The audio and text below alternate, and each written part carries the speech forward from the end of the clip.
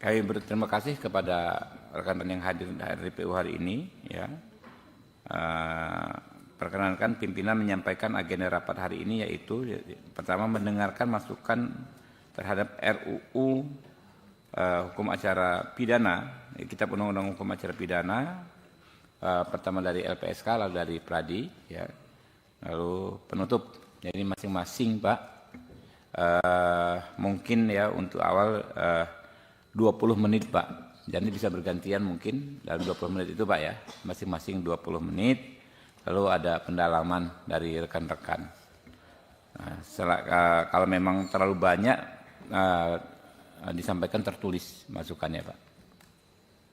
Mungkin itu, saya mohon perkenan, kita pokoknya nggak selesai jam 12 ya teman-teman ya, zuhur ya, waktu 2 jam ke depan.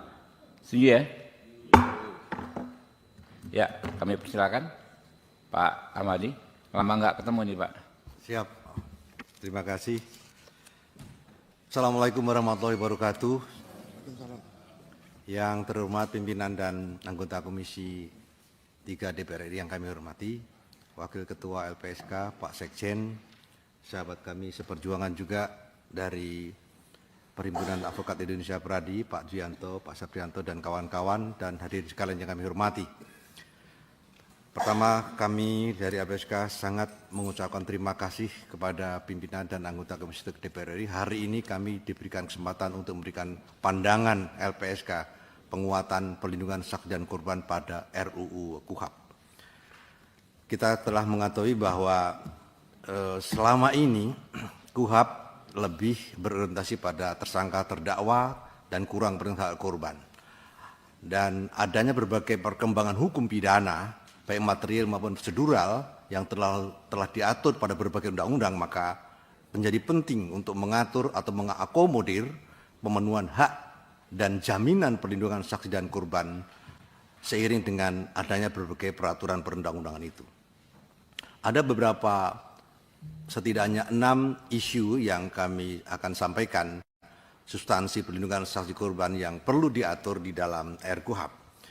6 isu tersebut, pertama adalah terkait dengan fungsi perlindungan saksi dan korban sebagai sebuah subsistem peradilan pidana. Yang kedua adalah hak-hak yang dimiliki atau yang diatur dalam diatur bagi saksi dan korban tindak pidana. Yang ketiga adalah pernyataan dampak kejahatan yang dialami oleh korban atau sering disebut VIS, Victim Impact Statement.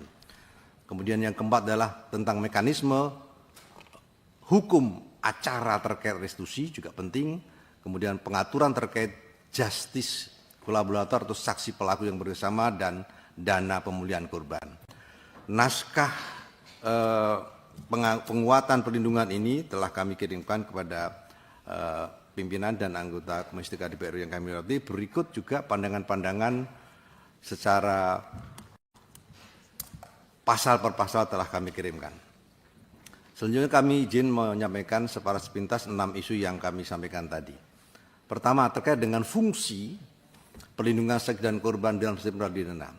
Bahwa tentu KUHP mendatang perlu diatur atau menyatakan bahwa adanya subsistem perlindungan fungsi perlindungan saksi korban itu yang diatur di dalam KUHP. Dan ada pasal lembaga yang memiliki kewenangan, tugas, fungsi untuk memberikan perlindungan terhadap saksi dan korban. Ini juga penting, oleh karena itu, dan pada RKUHP yang kami cermati, juga telah sejalan dengan peran lembaga yang melaksanakan perlindungan, pemenuhan hak saksi dan korban, yang telah dirumuskan dalam antara lain beberapa pasal di dalam RKUHP tersebut, di antaranya pasal 65 dan atau norma-norma pada pasal yang lain. Bagaimana fungsi perlindungan saksi dan korban yang dalam subsistem peradilan pidana itu?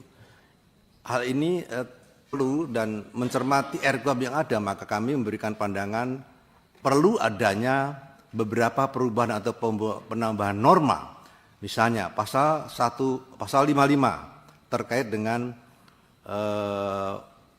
perlu adanya perubahan antara lain yang semula berbunyi tata cara pemberian perlindungan dilaksanakan sesuai ketentuan perundang-undangan, kami usulkan menjadi tata cara pemberian perlindungan dilaksanakan sesuai ketentuan undang-undangan tentang perlindungan saksi dan korban. Kemudian juga ada usulan penambahan pada ayat 1,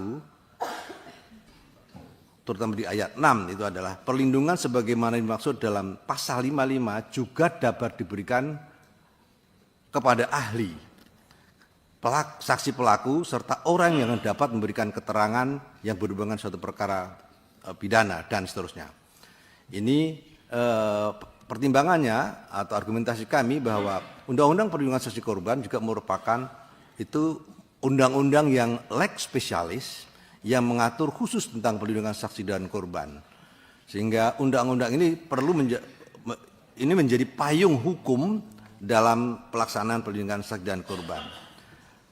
Dan selain itu argumen lain juga penambahan itu penting, terdapat subjek hukum lain yang juga memiliki hak untuk mendapatkan perlindungan tersebut yang tadi kami sebutkan, termasuk ahli, saksi pelaku, dan sebagainya, yang juga itu telah diatur di dalam norma pada pasal 5 ayat 3 Undang-Undang 31 2014. Lalu hak yang dimiliki oleh saksi dan korban tindak pidana, intinya bahwa LPSK juga pertama kami sampaikan mengapresiasi bahwa RKUHP juga telah memuat ketentuan mengenai hak saksi dan korban. Namun kami mencermati beberapa hal bahwa semua hak-hak yang ada dalam Undang-Undang Perlindungan Saksi dan Korban itu belum diadopsi atau belum diatur ke dalam RKUHP ini. Oleh karena itu, masukan kami adalah norma terkait hak saksi dan korban dalam RKUHP yang ada perlu dilengkapi dengan penambahan-penambahan hak saksi korban yang belum diatur dalam KUHP tersebut. Selanjutnya, bagaimana masukan kami terhadap norma hak saksi dan korban untuk diatur dalam KUHP itu?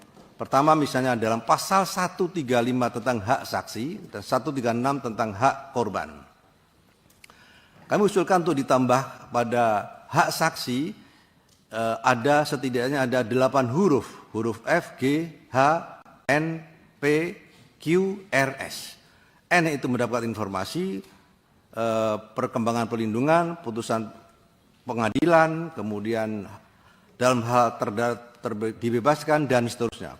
Norma-norma ini juga kami mengadopsi dari Undang-Undang 31 2014 tentang diatur hak saksi. Kemudian tentang pasal 136 itu kami usulkan tambahan 1 huruf W. Dalam 136 itu ada huruf A sampai dengan V tentang hak korban.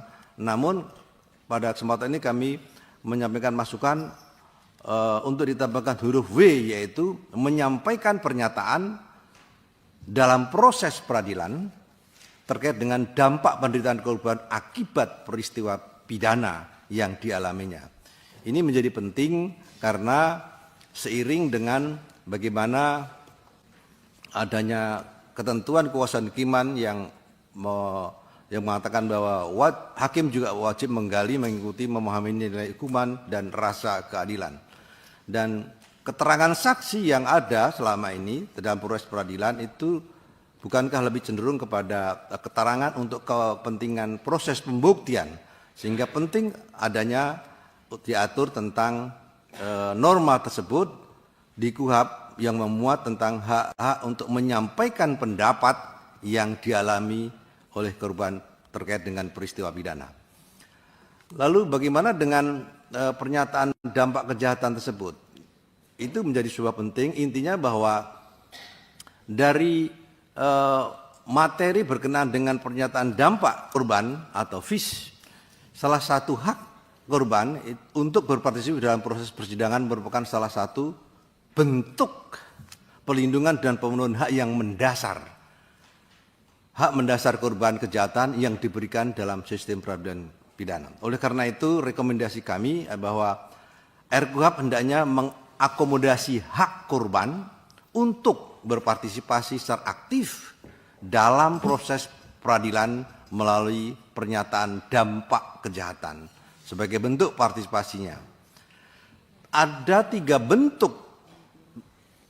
bagian pokok pernyataan yang perlu diatur di situ, antara lain adalah dampak korban terkait dengan deskripsi. Yang pertama adalah kondisi fisik akibat oleh kejahatan, kedua adalah kondisi psikis, emosional, dan kondisi kerugian finansial yang diakibatkan.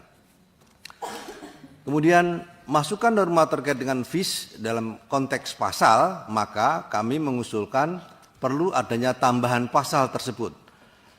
Barangkali bisa diatur pada bab antara bab 13 dan 14 perlu disebutkan satu bab tentang penyampaian dampak kejahatan yang dialami oleh korban, atau dalam pasal-pasal lain yang intinya perlu mengatur tentang tersebut. Usulan rumusan dampak kejahatan juga telah kami usulkan ada 5 ayat, ada 4 ayat. Yang pertama adalah dampak kejahatan itu dibuat dalam bentuk surat pernyataan tertulis, kemudian pernyataan itu pernyataan sebagaimana maksud itu memuat penderitaan korban sebagai akibat peristiwa pidana, dan penderitaan korban sebagai memuat paling sedikit kondisi fisik, psikologis, kerugian ekonomi, dan kondisi lainnya yang diakibatkan tindak pidana, serta dampak kejahatan yang dialami para korban. Itu adalah pokok-pokok terkait dengan pentingnya bagaimana pengaturan dampak kejahatan yang dialami oleh korban. Kemudian bagaimana mekanisme hukum acara terkait restitusi. Pada isu yang keempat ini juga penting kami kemukakan pada kesempatan ini bahwa pertama, restitusi itu berdasarkan pasal 66 KUHP Undang-Undang Nomor 1 Tahun 2003 merupakan satu bentuk tindak pidana tambahan, sehingga KUHP perlu mengatur hukum acara pengajuan atau permohonan restitusi hingga eksekusi putusan pengadilan. KUHP juga telah mengatur eksekusi restitusi dalam hal terpidana pelaku tidak menjalankan putusan restitusi secara mutandis disamakan dengan eksekusi pada denda. Ini juga telah diatur dalam KUHP. Namun yang kita cermati bahwa permasalahan yang dihadapi dalam pelaksanaan restitusi adalah banyak ditemukan pembayaran restitusi yang sulit dibayarkan oleh pelaku, sehingga hak-hak korban menjadi tidak terbayarkan. Sebab itu maka masukan kami adalah bahwa RKUHP diharapkan dapat memberikan arah jangkauan yang jelas terkait dengan permohonan dan pemenuhan hak restitusi bagi korban.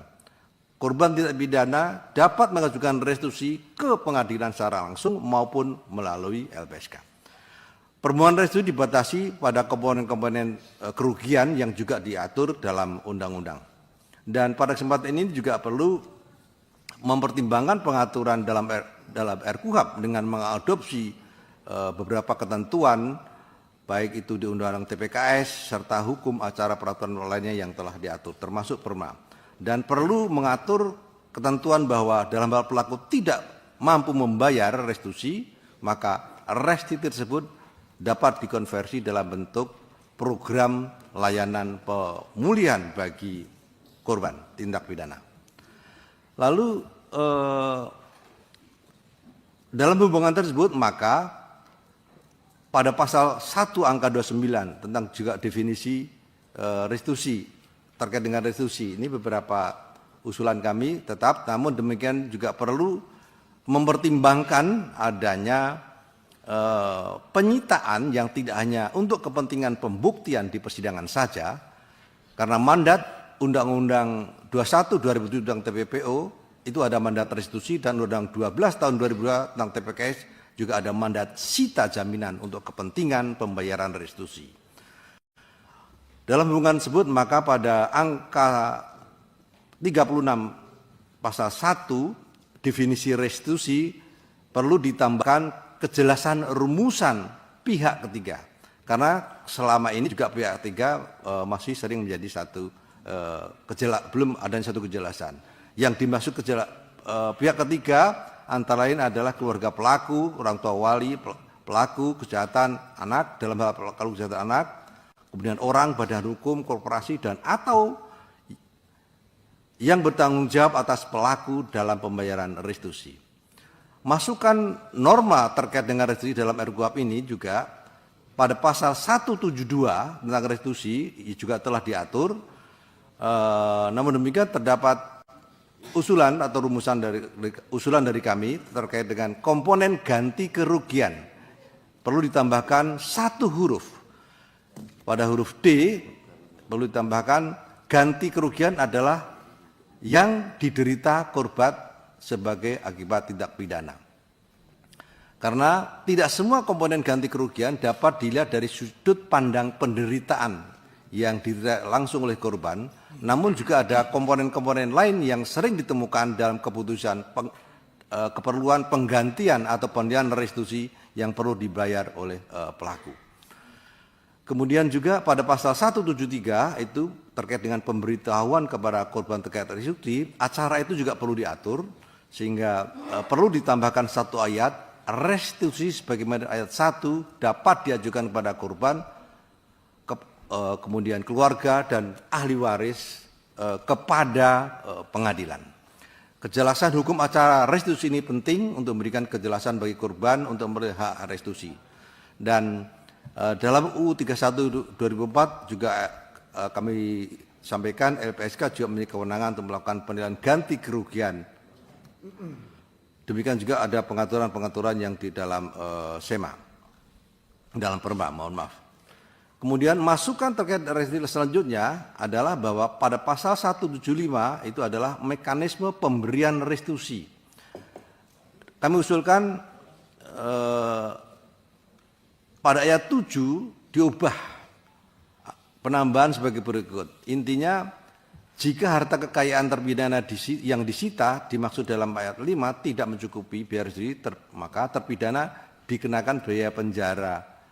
Pengganti tidak melalui pidana pokok, ini sudah diatur, namun kita usulkan penambahan dan tidak berhak mendapatkan hak sebagai warga binaan. Harapannya dengan begitu maka komitmen dari pelaku untuk mau membayar atas penilaian dan putusan restitusi yang diputus oleh pengadilan.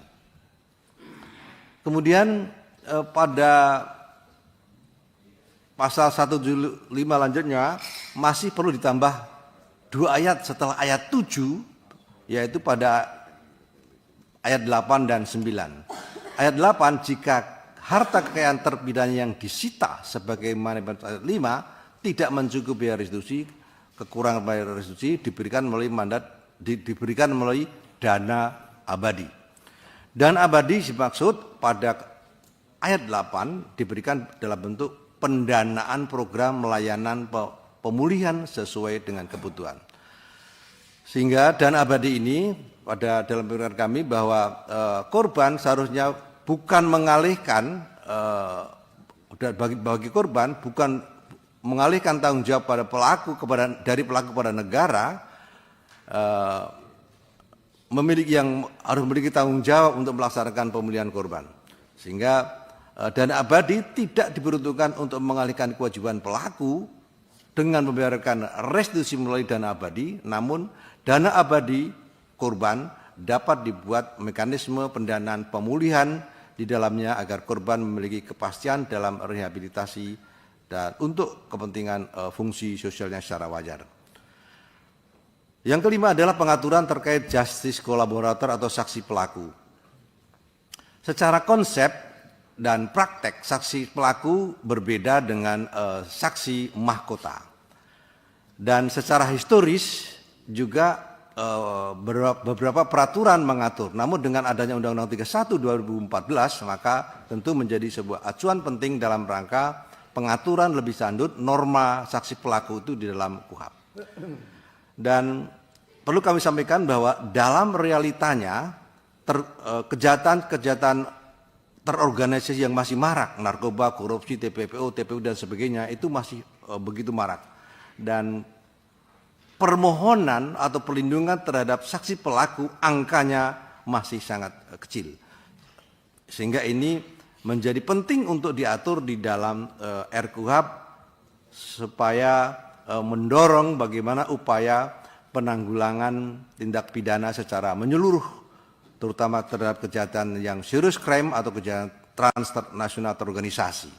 Rekomendasinya KUHP mendatang perlu mengatur tentang saksi pelaku dengan melihat regulasi yang sudah ada sebelumnya terkait saksi pelaku, dan dalam praktek norma serta praktek saksi pelaku ini memiliki peran yang sangat besar dalam rangka mengungkap sebuah tindak pidana secara menyeluruh. Pengaturan yang existing di dalam RKUHP itu juga sudah diatur tentang saksi mahkota. Namun tentu ini beda dengan saksi pelaku yang bekerja sama ini. Masukan norma terkait dengan saksi pelaku ini yang pertama, pada pasal 1 angka 38 itu juga telah diatur pengaduan. Namun pada kesempatan ini kami juga dari LPSK bahwa terdapat penggunaan nomenklatur laporan. Dengan kata lain perlu juga memperhatikan definisi pelapor yang sudah diatur dalam pasal 1 angka 4 Undang-Undang 31 2014. Lalu dalam pasal 1 di antara angka 43 dan 44 itu juga sudah diatur, sehingga perlu juga diatur saksi pelaku definisinya dalam pasal tersebut. Antara pasal tersebut, saksi pelaku adalah tersangka, terdakwa atau terpidana yang bekerja sama dengan penegak hukum untuk mengungkap suatu tindak pidana dalam kasus yang sama.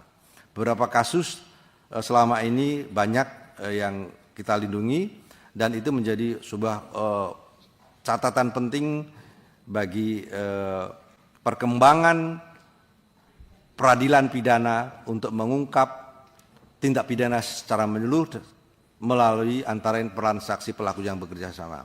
Oleh karena itu pentingnya pengaturan saksi pelaku dalam RKUHP, karena kejahatan, terutama terhadap kejahatan yang serius atau terorganisir dan atau kasus yang sulit pembuktiannya, untuk membantu mengungkap tindak pidana secara menyeluruh.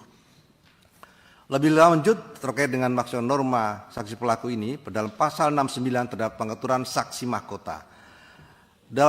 Pada kesempatan ini kami mencermati konsep saksi mahkota tersebut, apakah memang sudah tepat, karena sudah ada ketentuan peraturan perundangan tentang saksi pelaku. Dan ini pada kesempatan ini maka perlu adanya rumusan tentang saksi pelaku yang diatur di dalam RKUHP.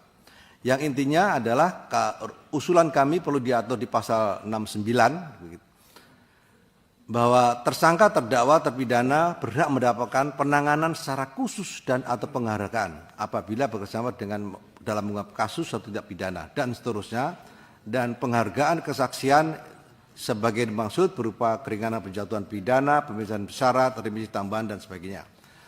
Dan dalam praktek tentu ini sudah dilakukan, sehingga KUHP mendatang diharapkan dapat mengatur saksi pelaku, serta tentu perlu melihat regulasi yang sudah ada.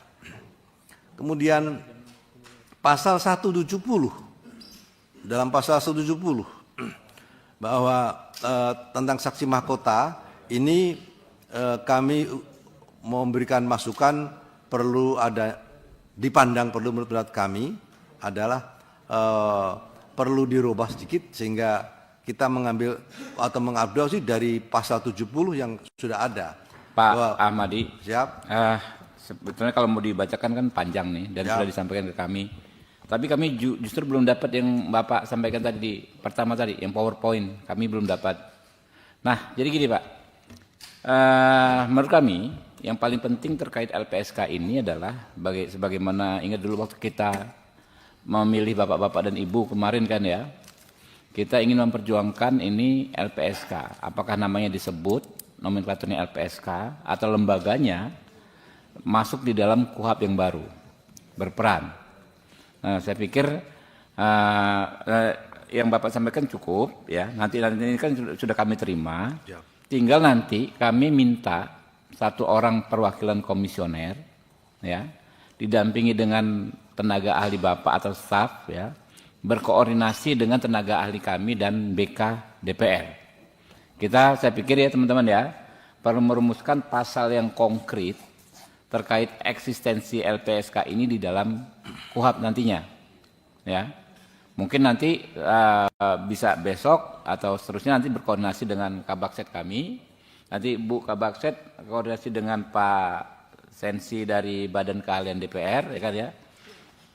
Nanti menjelang pembahasan nanti kita bisa komunikasi lagi. Mungkin itu ya Pak ya, cukup dari LPSK ya, nanti pendalaman nanti Bapak ada waktu menanggapi lagi. Siap.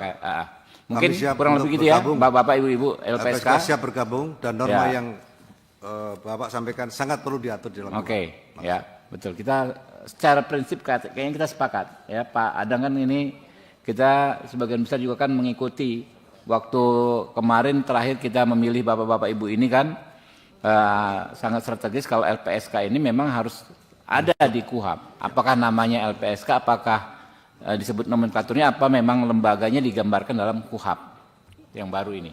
Oke? Begitu Siap. Pak Siap. Amadi, rekan-rekan. Siap. Ya. Terima kasih. Segera bergabung, berikutnya ya Pradi, kami persilakan 20 menit ya, lebih dikit nggak apa-apa, tapi nanti gantian kalau ada yang mau ngomong boleh aja langsung di mix ya. Ya, silakan Pak. Baik, selamat pagi. Assalamualaikum warahmatullahi wabarakatuh. Ketua Komisi, pimpinan, serta seluruh anggota komisi yang kami hormati, pertama kali kami mau ucapkan terima kasih Pak Ketua, karena permohonan kami telah dikabulkan untuk dapat dengar pendapat dengan Komisi 3. Di waktu 20 menit saya mau juga sempatkan sedikit untuk menyampaikan teman-teman yang hadir di sini, dan juga permohonan maaf dari Ketua Umum kami, Profesor Dr. Oto Hasibuan, tidak bisa hadir karena sedang bertugas di luar kota. Yang berikutnya juga saya nanti mohon izin Pak Ketua untuk yang menyampaikan presentasi, saya dibantu oleh dua rekan di sebelah kiri saya. Yang pertama adalah Pak Dr. Reva, Wakil Ketua Umum, kemudian Pak Nicholas adalah Ketua Bidang Kajian, kemudian Pak Herman Syahdulami adalah Sekretaris Jenderal kami, kemudian Pak Adardam Ahyar, Ketua DKP dan Sekretaris Dewan Pembina, kemudian Profesor Firmanto Laksana sebagai Ketua Bidang PKPA, di belakang juga ada tim kami Pak Erwin, ya dari Bidang Kajian, Ibu Riri Humas, kemudian Pak Jutek Wakil Sekjen, Ibu Anita Wakil Bendara Umum, Pak Haren Wakil Sekjen, Ibu Rilen Wakil Bendara Umum, di belakang ada Pak Aladin sebagai kajian, dan kemudian Herman Sitompul, Pak Herman Sitompul. Mengapa Bapak diberi kesempatan? Karena Ketua Komisi 3 itu anggota Pradi Pak Oto. Siap Pak, terima kasih. Dan berikutnya adalah Pak Ibu Fitri yang hadir semua di sini. Salam kami dari Pradi, dan ada Pak Sodeson yang juga pengurus Pradi. Selamat berjumpa lagi Pak. Demikian yang saya sampaikan sebagai pembuka, dan selanjutnya untuk mempersingkat waktu saya minta bantuan Pak Reva untuk menyampaikan presentasinya tidak lebih dari 20 menit masing. Ya, Assalamualaikum warahmatullahi wabarakatuh. Selamat siang, salam sejahtera untuk kita semua. Saya langsung saja karena kita punya waktu terbatas 20 menit. Tapi sebelum saya menyampaikan paparan ini, saya ingin sampaikan dulu kepada Bapak Pimpinan Komisi 3, bahwa beberapa hari yang lalu kami sudah memasukkan secara tertulis masukan dari DPN Pradi sebanyak 195 masukan. Dan itu terdiri dari 169 halaman. Itu sudah diterima oleh DPR RI. Dan kami di dalam memberikan masukan ini, selain mempelajari juga KUHAP yang masih berlaku, juga mempelajari masukan-masukan dari DPR RI sebagai inisiatif perubahan KUHAP ini. Dan menurut pendapat kami, dari apa yang disampaikan oleh DPR RI, hampir mayoritas kami sepakat. Dan hanya ada beberapa penambahan dan pengurangan yang kami sesuaikan dengan kebutuhan praktek kami sebagai advokat berdasarkan KUHAP. Nah, ini yang akan kami sampaikan pada siang hari ini, yang akan kami paparkan itu hanya sekitar 18 poin yang kami anggap penting dan menarik untuk kita bicarakan dalam rangka penyempurnaan rancangan KUHAP yang saat ini sedang dibahas. Yang pertama,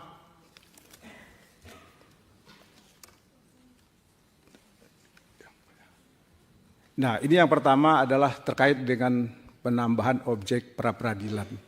Kalau di dalam KUHAP sekarang yang sedang berlaku, itu kewenangan dari pengadilan negeri dalam rangka memeriksa pra-peradilan itu hanya sebatas sah atau tidaknya penangkapan penahanan atau upaya paksa, kemudian penghentian penyidikan dan penghentian penuntutan.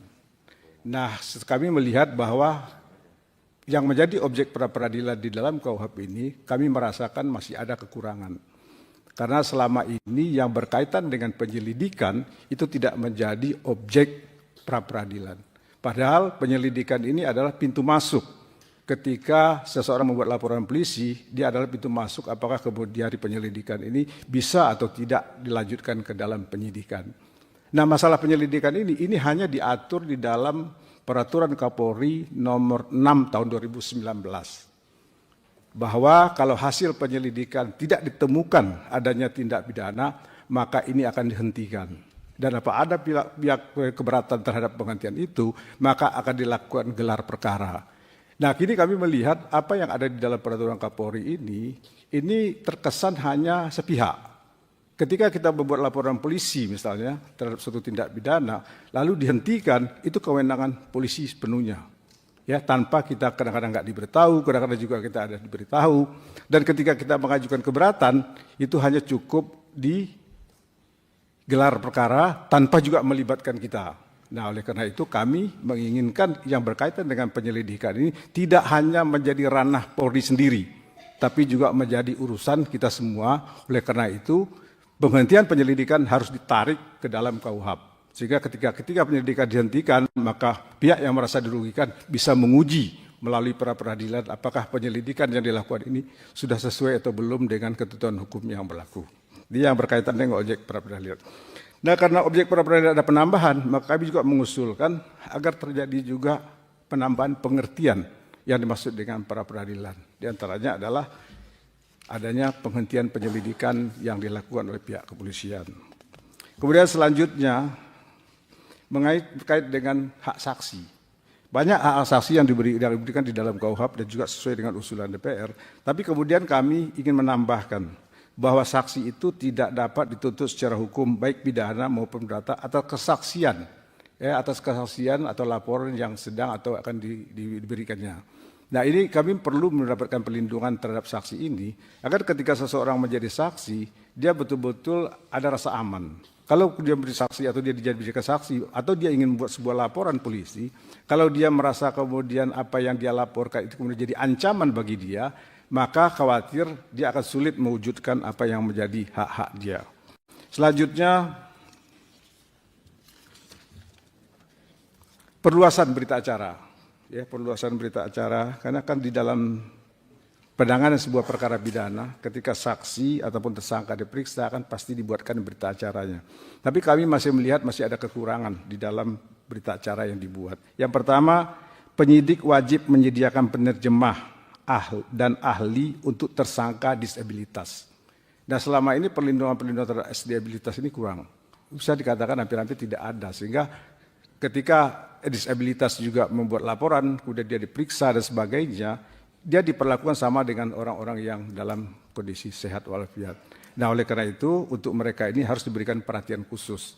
Kalau mereka mempunyai disabilitas atau difabilitas, maka ada kewajiban bagi penyidik untuk menyediakan penerjemah dan ahli. Jadi tidak cukup hanya datang dari dia sendiri. Ada kewajiban negara untuk memberikan bantuan kepada mereka agar mereka bisa memberikan keterangan sesuai dengan apa yang menjadi tujuan laporan yang dibuat, atau kalaupun seandainya mereka menjadi tersangka, mereka akan memberikan keterangan sesuai juga dengan apa yang seharusnya mereka sampaikan. Kemudian yang kedua, penyidik wajib menerima alat bukti yang diserahkan oleh tersangka. Nah, ini dalam praktik lapangan yang kami lihat, ketika kita mendampingi seseorang tersangka, kemudian kita menyerahkan buktinya diterima, tapi bukti itu tidak pernah dijadikan satu kesatuan dengan berkas perkara. Jarang dijadikan satu. Ya, oleh karena itu sekarang harus ada kewajiban.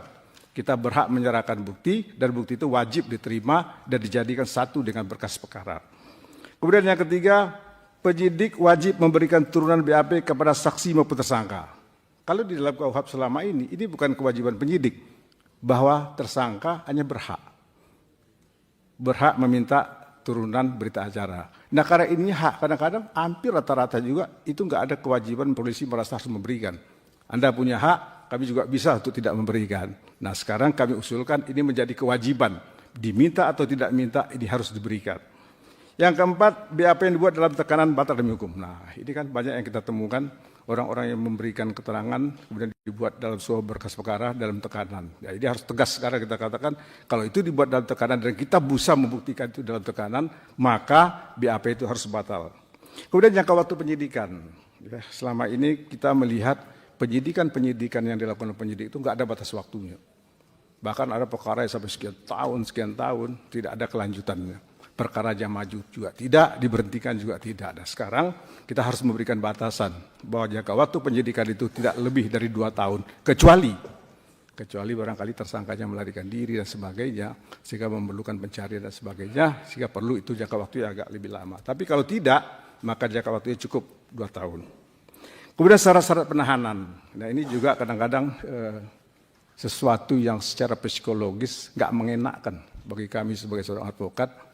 Ketika kita mendampingi seorang tersangka di penyidikan, kadang-kadang tanpa kita sadari atau mungkin juga kita sadari, di depan mata kita dilakukan penahanan.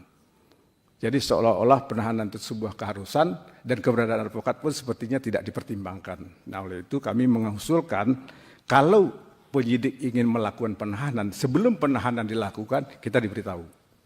Kita diberitahu bahwa tersangka berdasarkan pertimbangan ini, itu, dan sebagainya, bahwa penyidik akan melakukan penahanan. Sehingga kita juga bisa melakukan langkah-langkah hukum. Apakah kita mengajukan keberatan terhadap penahanan itu, atau melakukan langkah-langkah lainnya. Tidak dilakukan begitu saja. Kemudian tersangka atau kuasa hukumnya berhak juga mengajukan. Nah ini kan kadang-kadang di dalam praktek kita punya hak, tapi punya hak kita ini kadang-kadang nggak dipertimbangkan. Penyidik selalu mengatakan bahwa itu kewenangan mereka, hak mereka. Tapi dengan adanya perubahan pasal ini kita berharap ketika kita majukan permohonan penangguhan penahanan atau pengalihan jenis penahanan itu betul-betul jadi pertimbangan penyidik.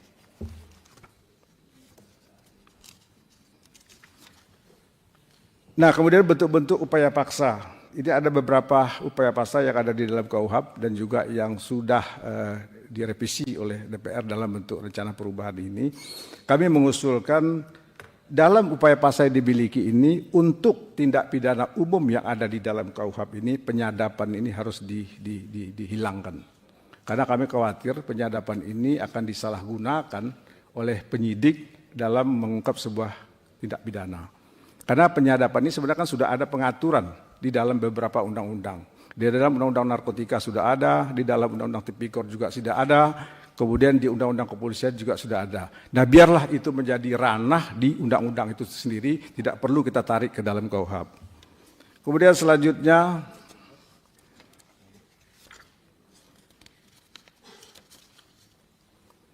nah penambahan hak advokat. Ya, advokat, karena kan selama ini sepertinya dalam kasus-kasus yang melibatkan tersangka ataupun saksi, di dalam institusi lembaga hukum tertentu, advokat itu tidak boleh mendampingi saksi. Ya, kita hanya dibatasi hanya mendampingi tersangka. Padahal untuk didampingi advokat dan advokat mendampingi saksi itu adalah hak. Itu menyangkut hubungan antara advokat dengan saksi atau dengan tersangka. Oleh karena itu tidak ada pihak lain yang bisa menghalangi itu. Kalau selama ini misalnya di beberapa institusi lembaga penegak hukum ada larangan seperti itu, maka kita meminta di dalam KUHP itu ditiadakan. Yang kedua, mendapatkan berita acara pemeriksaan dan apabila tidak diberikan mengakibatkan pemeriksaan tidak sah. Nah ini kan juga seperti yang saya katakan tadi, ketika kita mendampingi lalu kemudian dia diperiksa, lalu kemudian dibuat berita acaranya, maka kita berhak untuk mendapatkan berita acara itu dan penyidik wajib memberikan. Nah kemudian yang keempat, berhak bertemu dan berbicara dengan tersangka atau terpidana setiap waktu tanpa didengar oleh siapapun. Nah ini yang kami rasakan juga ini di dalam menangani sebuah perkara, apakah di tingkat penyidikan, apakah kemudian tingkat penuntutan dan peradilan, ketika kita bertemu dengan tersangka, kita tidak mempunyai keleluasaan. Pertama, keleluasaan waktu. Karena seperti KUHP yang lama, itu sudah memberikan kebebasan kepada advokat untuk berkunjung atau menemui tersangka setiap saat. Tapi kemudian dalam prakteknya ada pembatasan jam kerja.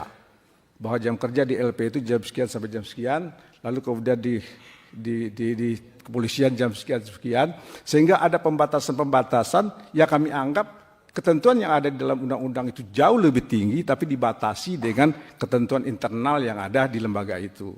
Nah, ini Padahal kami kalau mereka nangkep orang nggak ada jam kerja. ya, Bisa subuh-subuh ya, Pak. Ya, betul itu Pak Ketua.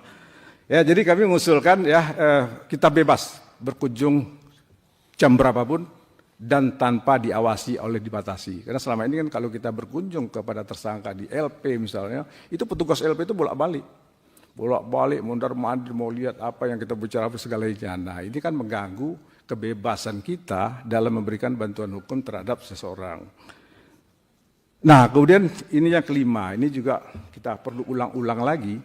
Kita kan sebagai advokat ini ya kita memperjuangkan kepentingan klien, ya, kepentingan tersangka ataupun kepentingan dari saksi. Tapi di dalam pelaksanaan pekerjaan ada risiko-risiko yang harus kita tanggung. Ya, risiko mungkin kemudian kita dianggap menghalang-halangi penyidikan lah, ya kan? Kita kemudian dianggap ya memberikan keterangan yang nggak benar dan sebagainya. Nah, kami mengusulkan sepanjang itu dilakukan dalam melaksanakan tugas profesi, imunitas itu harus ada. Ya, paling tidak sama dengan apa yang sudah disampaikan dalam putusan Mahkamah Konstitusi nomor 26 tahun 2013. Tapi kalau ini masih dibatasi dengan itikat baik, saya agak melihat penjelasan dari itikat baik itu bisa ditafsirkan macam-macam. Oleh karena itu kita mengusulkan advokat dalam melaksanakan tugas profesinya nggak bisa dikriminalisasi. Kemudian yang selanjutnya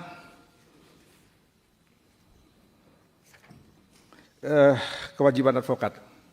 Kami mengusulkan dalam memberikan jasa hukum jasa hukum kepada tersangka ketika kami berhadapan dengan lembaga penegak hukum, lembaga penegak hukum itu nggak perlu menanyakan mana berita acaranya, berita acara sumpah Anda, mana kartu tanda pengenal advokat Anda, dan sebagainya.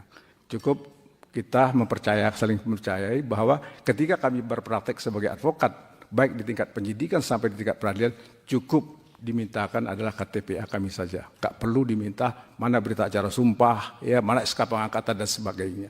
Kalau ditanyakan begitu, tanyakan juga SK-nya yang nanya. Polisi nanya kan? Ditanyakan juga SK Bapak pengangkatan Bapak mana, gitu kan? Ya. Iya, iya. Nah, kemudian yang selanjutnya adalah larangan advokat. Ada beberapa larangan-larangan di sini kami lihat larangan advokat tidak boleh berbicara, padahal dipacar di luar persidangan dan sebagainya. Padahal advokat ini profesi yang bebas dan mandiri. Sepanjang untuk membela kepentingan klien, di mana saja kita berhak untuk berbicara. Jangan dibatasi. Jadi Pak, sedikit ya, yang soal imunitas itu kemarin berdasarkan kesepakatan seluruh poksi sudah dimasukkan. Jadi kesepakatannya walaupun ini kita belum masuk pembahasan mengikat. Ketika pembahasan pasal tersebut pasti dibatalkan, dimasukkan. Lalu yang soal larangan-larangan juga sudah di drop berdasarkan kesepakatan seluruh poksi yang ada. Ya, jadi ketika nanti masuk pembahasan kesepakatan tanggal berapa itu akan diingatkan oleh tim di belakang sini bahwa itu sudah di drop. Lanjut. Bagus. Terima kasih Pak Ketua. Kemudian alat bukti, ya. Kalau kita lihat di dalam KUHP yang sekarang sedang berlangsung dan juga dari usulan DPR, alat bukti dalam KUHP yang lama itu ada 5. Dan dalam usulan DPR sekarang alat bukti itu ada 7. Ya, kami melihat terlalu banyak alat bukti, terlalu mudah juga membuktikan ada yang tindak pidana. Dan yang kita khawatirkan terlalu mudah membuktikan tindak pidana, maka tidak kemungkinan terjadinya penyalahgunaan dalam menempatkan seseorang sebagai tersangka. Nah, oleh karena itu kami hanya menawarkan atau mengajukan masukan hanya 4 alat bukti. Yang pertama keterangan saksi, yang kedua bukti surat, yang ketiga kita nggak bisa menghindari bahwa elektronik adalah sesuatu yang berupa kemajuan dalam dunia digital. Untuk itu perlu bukti elektronik, kemudian keterangan terdakwa. Sedangkan bukti petunjuk dan keterangan ahli kami mengusulkan untuk dihapuskan. Petunjuk ini sangat berbahaya. Karena petunjuk ini adalah sebuah alat bukti yang akan digunakan dalam rangka menambah keyakinan hakim. Ketika alat bukti yang lain tidak mampu menunjukkan siapa pelakunya, maka bukti petunjuk berbahaya digunakan. Jadi oleh karena itu penyidik kita suruh mencari alat bukti sendiri, membuktikan bahwa pelaku adalah pelaku tindak pidana berdasarkan alat bukti yang ada, jangan dari petunjuk. Karena kalau petunjuk itu bisa lebih luas dan bisa disalahgunakan ketika hakim menjadikan petunjuk ini sebagai alat satu-satunya untuk menghukum orang. di samping alat bukti yang lain. Tapi alat bukti yang lain ketika tidak mampu menunjukkan siapa pelakunya, lalu alat bukti petunjuk ini yang digunakan.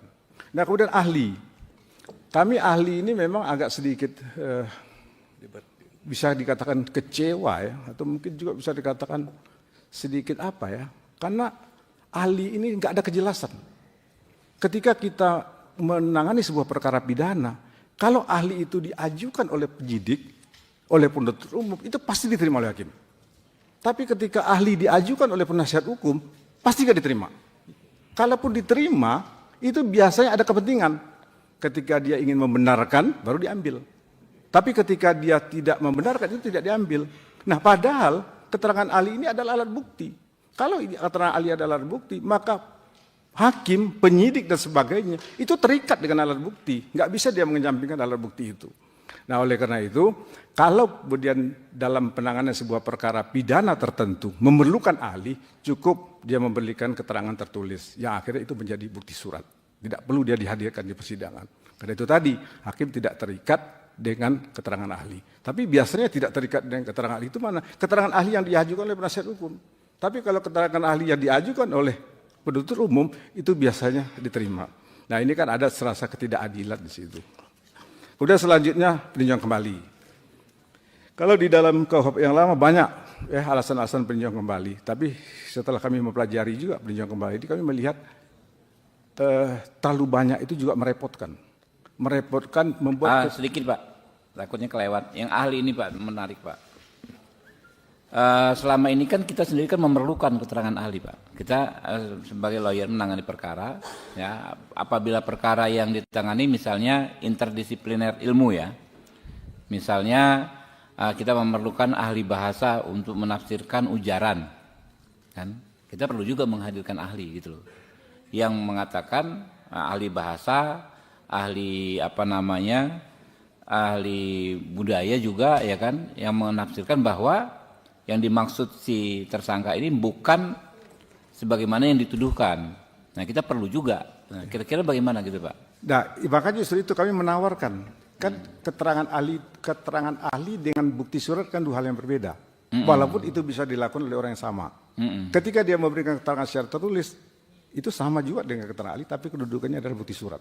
Kedudukannya. Jadi kalau seandainya kita butuh ahli, kan memang kita butuh ahli dalam forensik mungkin ya. Pak, izin. Pak Reva, perlunya itu kan ketika kita sidang, kita menghadirkan dialog, sehingga hakim itu bisa mendalami, di persidangan ini terutama, ahli-ahli yang kita hadirkan itu penting gitu loh, atau di gelar perkara. Saya ingat waktu dulu gelar perkara kasus Ahok, ya saya hadir di Bareskrim, itu seperti adu ahli, semuanya kedua belah pihak ahli itu memberikan keterangan dengan argumentasi yang kuat gitu loh, sehingga bisa mengambil keputusan, oh ini naik ke penyidikan, oh ini kalau hakim ya ini bersalah atau tidak. Nah kira-kira bagaimana? Karena kalau keterangan surat saja ya itu kan benda mati surat Pak, ya kita ini mau mau mengambil kesimpulan atas peristiwa tersebut. Jangan juga kita direpotkan lagi ngambil kesimpulan baca surat lagi. Nanti baca surat interpretasinya bisa lain-lain lagi gitu kan, bisa macam-macam lagi. Mungkin ini diskusi Pak ya, nggak apa-apa. Ya, pemikiran kami tadi berdasarkan pengalaman praktek. Kalau ahli itu diajukan oleh penuntut umum, itu diterima sebagai alat bukti. Tapi ketika ahli itu diajukan oleh... Jadi bukan hanya penuntut umum, penyidik yang bisa mengajukan ahli. Ya, seperti halnya alat bukti yang lain, penyidik wajib menerima alat bukti yang diajukan oleh penasihat hukum atau tersangka. Nah, alat bukti itu kan salah satunya keterangan ahli gitu kan. Penyidik wajib menerima ya kan ya keterangan ahli yang diajukan. Mungkin bisa di situ. Jadi jangan sampai juga hak kita terkunci, malah kita nggak bisa mengajukan ahli-ahli tersebut. Kadang-kadang bermanfaat sekali Pak. Ini ahli-ahli ini justru untuk meringankan si terdakwa. Ya, benar itu, benar ya. Jadi kalau memang seperti itu kita masih tetap menghendaki adanya ahli, ya. ahli tidak cukup menyampaikan pendapatnya di dalam bukti surat, seperti misalnya ahli forensik. Ketika dia menyatakan penyebab sebuah kematian, dia tidak perlu hadir di persidangan, tapi melalui visum. Itu bukti surat. Dia menyampaikan juga di bukti surat. Dia tidak dihadirkan ke persidangan. Kan itu tadi, kalau dihadirkan ke persidangan ada ketidakadilan. Advokat merasakan betul itu. Ketika kita dalam menangani sebuah perkara pidana, ketika kita ajukan ahli itu nggak mengikat bagi hakim. Hakim hanya mengikat dengan ahli yang diajukan oleh penuntut umum, yang dari awal adalah dari penyidikan dan seterusnya. Nah itu ya, jadi kita mengusulkan seperti itu. Kalaupun seandainya tetap ahli dibutuhkan, maka kita sepakat bahwa hakim terikat dengan keterangan ahli, dari ahli manapun juga. Kemudian selanjutnya adalah peninjauan kembali. Peninjauan kembali ini yang terakhir. Ya, data peninjauan kembali. Ada beberapa persyaratan peninjauan kembali. Sekarang kami ingin mengusulkan kepada DPR RI untuk ini dibatasi. Karena terlalu banyak juga alasan peninjauan kembali akan mengakibatkan terlalu panjang mata rantai perjalanan sebuah perkara. Yang kedua, lama menunggu ke sebuah kepastian hukum. Dan yang ketiga juga mengulang-ulangi itu lagi. Seperti misalnya salah satu alasan PK adalah adanya kekeliruan hakim atau kekhilafan yang nyata. Ini hampir sama-sama dengan kesalahan dalam penerapan hukum dalam tingkat kasasi. Jadi kami mengusulkan hanya novum. Kemudian apabila ada putusan yang saling bertentangan, ini juga merupakan alasan untuk mengajukan peninjauan kembali. Kemudian untuk novum, kami berharap peninjauan kembali tidak dibatasi waktu. Dan hanya diajukan paling banyak 2 kali.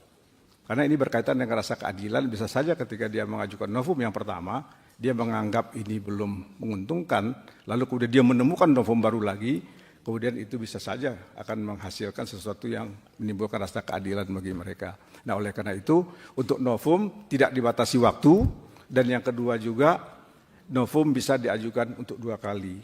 Dan yang terakhir adalah peninjauan kembali hanya milik terpidana, bukan betul. Terima kasih Pak Ketua, mungkin itu yang bisa kami sampaikan. Mudah-mudahan yang kami sampaikan singkat ini bisa bermanfaat dan bisa memperkaya kita dalam rangka penyempurnaan KUHP ini. Terima kasih. Assalamualaikum warahmatullahi wabarakatuh. Waalaikumsalam warahmatullahi wabarakatuh. Terima kasih rekan-rekan dari Peradi, luar biasa masukannya. Sebagian sudah kita akomodir Pak, ya sebagian lagi nanti perlu kita perjuangkan nanti di rapat. Teman-teman juga bisa menghubungi langsung para anggota Komisi 3, kan berbagai fraksi nih, ya nanti juga bisa selain lewat sini juga secara jalur khusus ke rekan-rekan. Nah, langsung tanggapan dari rekan-rekan, mungkin ada kanan kiri, ya Pak Tandra lah nih advokat harus ngomong nih. Ya.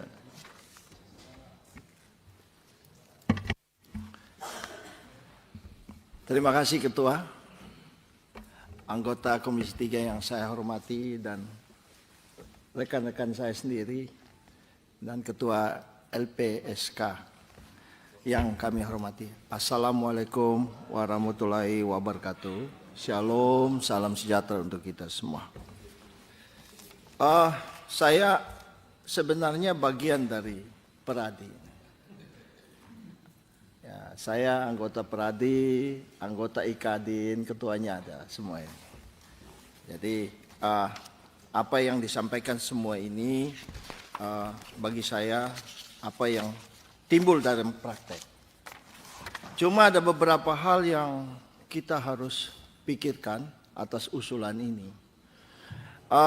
Bagi saya pribadi dan terima kasih untuk Ketua karena kami Komisi 3 ini selalu ingin mendapatkan informasi, selalu ingin mendengar dari semua lapisan masyarakat, termasuk dari organisasi profesi.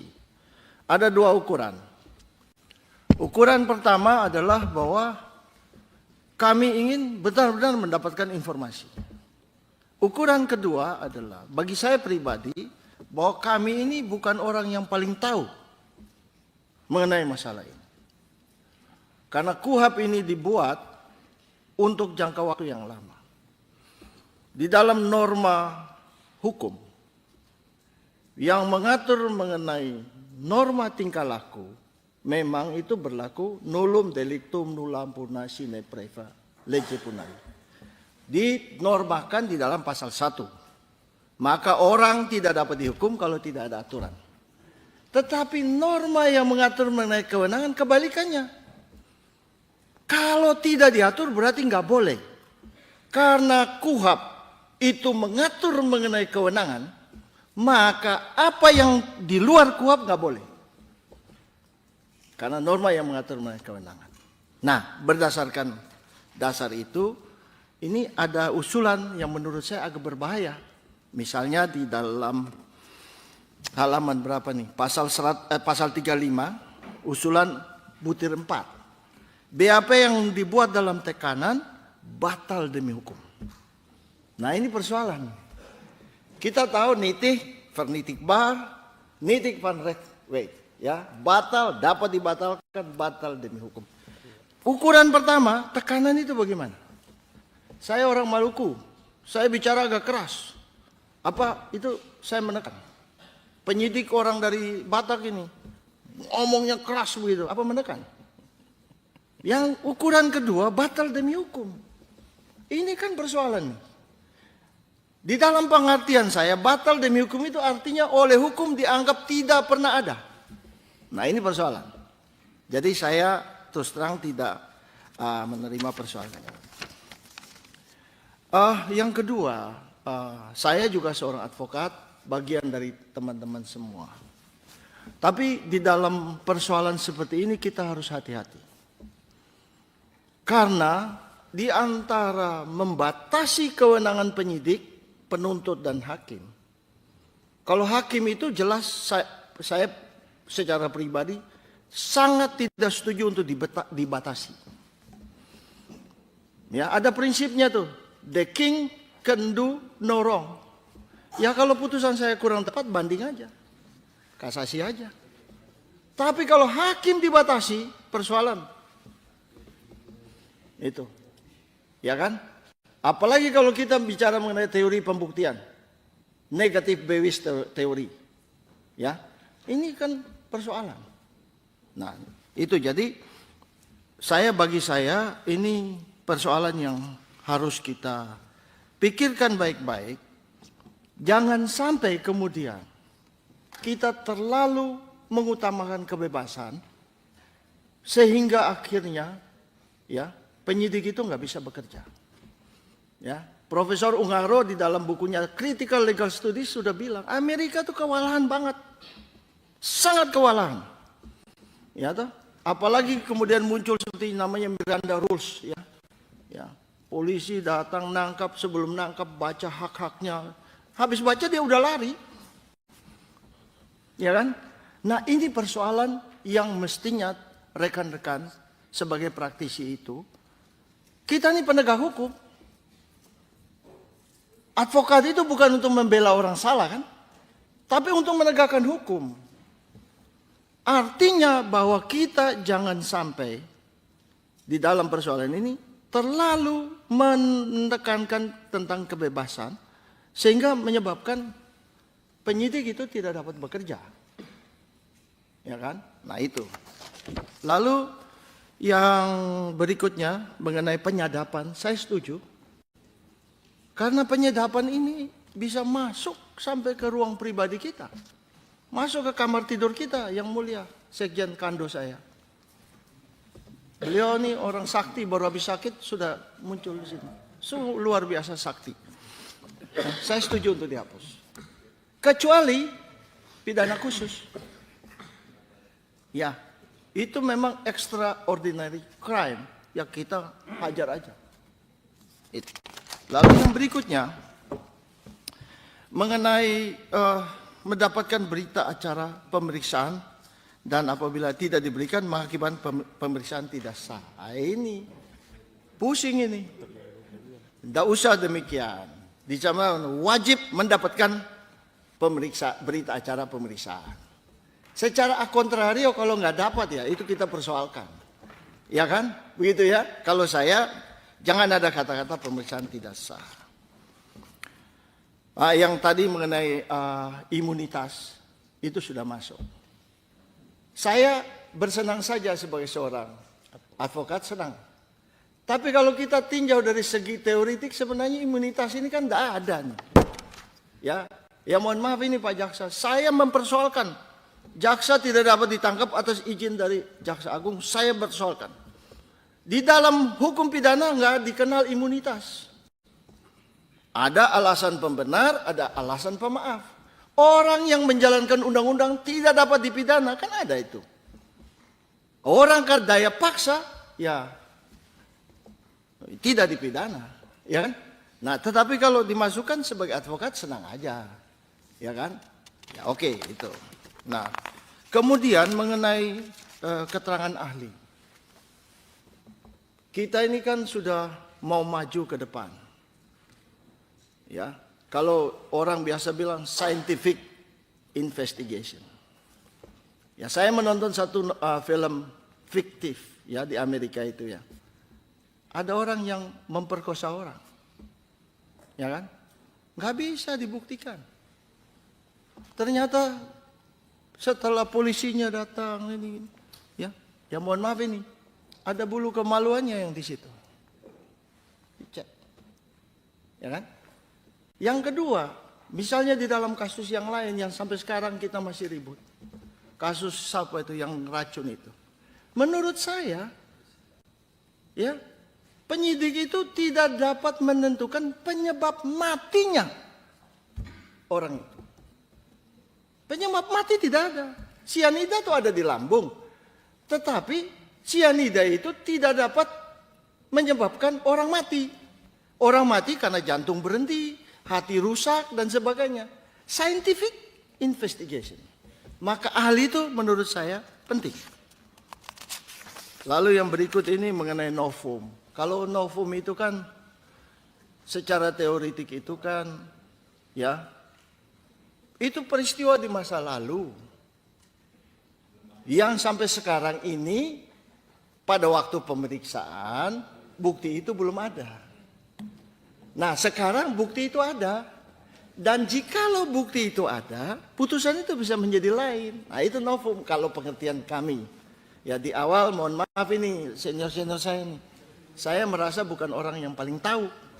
Maka kita ingin itu. Maka kalau novum itu bukti baru, saya nggak setuju.